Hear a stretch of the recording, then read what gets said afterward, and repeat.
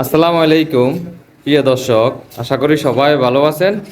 আজ 20শে সেপ্টেম্বর 2024। তো প্রিয় দর্শক, আমি ইতিমধ্যে চলে আসলাম মুরগির বাজারে।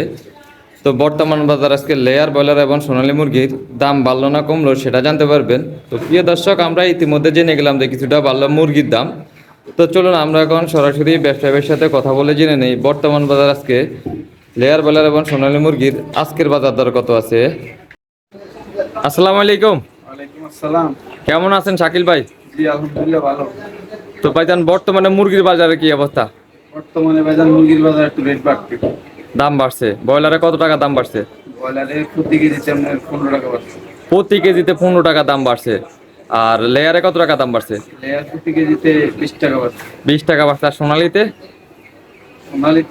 সোনালিতেও 20 টাকা, কালার বাটে 15 টাকা। সোনালিতে 20 টাকা, কালার বাটে 15 টাকা বাড়ছে। তো সামনে কি আরো বাড়ার সম্ভাবনা আছে কিনা? সামনে আরেকটু বাড়ার সম্ভাবনা আছে। মানে সামনে আরো বাড়তে পারে। তো হঠাৎ দাম বাড়ার কারণ কি ভাইজান?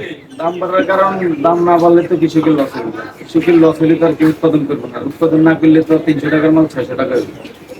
এই কারণে কিছুটা দাম বাড়ছে। কি মুরগি কি এখন কি শর্ট আছে কি নাকি মার্কেটে? এখন শর্ট না, মানে লসের কারণে কিছু কিছু খামারি এগুলো করতে চায় না।